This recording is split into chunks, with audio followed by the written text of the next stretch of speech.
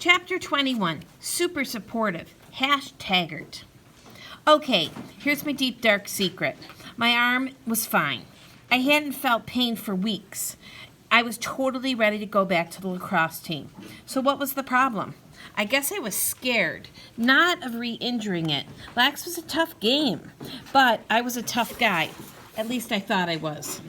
The thing was that the Hornets were on a winning streak. They were playing like champions. And without me, their captain. What if I came back and we started losing? It wasn't impossible, you know. That kind of consistency game after game, no way could it last forever. But if my return put us into a skid, no one would see it that way. They'd think it was my fault, period. Because I was a showboat or a ball hog or even a jinx. Because I put my shoulder pads left side first instead of right and somehow offended the lacrosse gods.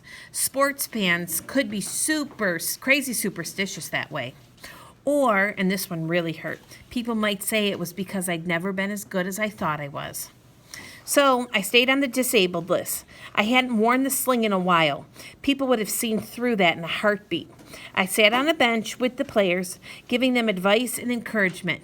I wasn't an athlete exactly, but I was definitely part of the team, only in a support role. Athletic supporter. That didn't sound so good, but you get the point, right? I was being supportive, the way the cheerleaders were. Funny, I'd never appreciated the cheerleaders before this season. I always thought of them as kind of an accessory for the players, like cool uniforms, you know, something to make us look good. But they were athletic supporters too. They had a coach. They held tryouts. They practiced every bit as much as the players did. They developed routines the way the Hornets worked on new plays. Megan had always tried to tell me these things, but I had never listened. It was the Yukinator who made me take cheerleading seriously. And it wasn't just because he was the super kid, although that was a big deal. Being friends with a real-life hero wasn't something that happened to everybody. Yuke may not have had a superpower, but that's what made him so awesome. At first glance, he had less than nothing going for him. Yet, against all odds, he was the best of all of us. The super kid, sure, but so much more. Watching Yuke as a cheerleader was like watching a caterpillar change into a butterfly. From my spot on the sidelines, I had a front row seat for that. Okay, he was never going to be fantastic like Megan and some of the girls. Remember, though, Noah used to be the dweeb, shrimp, goober, stickbug klutz who knocked down the human pyramid and sent Vanessa to the emergency room. Back then, he reminded me of Blybade or maybe the Tasmanian Devil, a spitting instrument of destruction that flattened everything in its path. Now he was steady and on his feet. He moved in time with the cheers. When there was music, he kept the beat. He was fine. Megan definitely did not agree. If that's fine, I'd hate to see what you call terrible. Despite the fact that Yuke had saved her life, she was just about the only person in town who didn't appreciate this super kid. Come on, Megan, I argued. Give the guy a little credit. He used to be a disaster. Now he isn't anymore. You've got to appreciate that. It's easy to be good at something when you've got natural ability. But when you really, really stink and you have to work hard and never give up and finally just get to be so-so, that takes commitment. That's what it takes to become a hero. She glanced at me.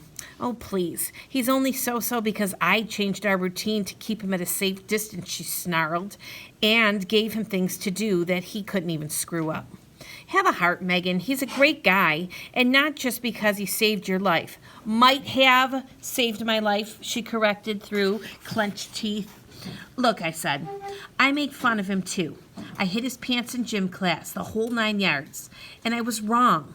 Just because he's weird and skinny and kind of funny looking and talks like an encyclopedia doesn't mean he isn't as good as anybody. And you know what else? I like him. She rolls her eyes. Newsflash, you're the president of his fan club. If you had a magic wand, you'd turn yourself into him. Not true. Look at yourself. You're even standing like him. Hunched over, your head hanging, your knees bent. I am not. Look.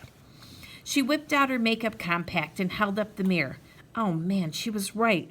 I threw my shoulders back, stuck out my chest, and straightened my legs. Well, so what? When you make friends with somebody, you pick up some of each other's habits. Come to think of it, I'd been noticing a lot of kids, boys and girls, looking like that round-shouldered kind of stoop. It had to be Uke. Not only did we see him around school, but his picture was displayed in store windows. He was constantly in newspapers and on TV, especially the Russ Trussman Hour. He was like a fashion statement. You know, when some celebrity does something and everybody starts to copy it, I call it the Yuki look. The funny part was that Noah didn't have the Yuki look so much anymore. As he got better at cheerleading, he also started standing up straighter. It's from Marine training, he explained when I asked about it. You had to love the guy. It was like everything else he said. He might have been joking, but who could tell? Maybe he was talking about some military stuff he found on YouTube. If there was one thing the Yukinator liked more than cheerleading, it was YouTube. I used to think that I was popular because I was an athlete and hung out with all the right girls and the cool people. But Uke was the opposite of that, an oddball loner who nobody really knew and didn't have any friends, except maybe that loser Donovan Curtis. And true, people only noticed him because he got famous. But that was a while ago. At first, people liked Uke because he was the super kid. Now we liked him because he was Uke.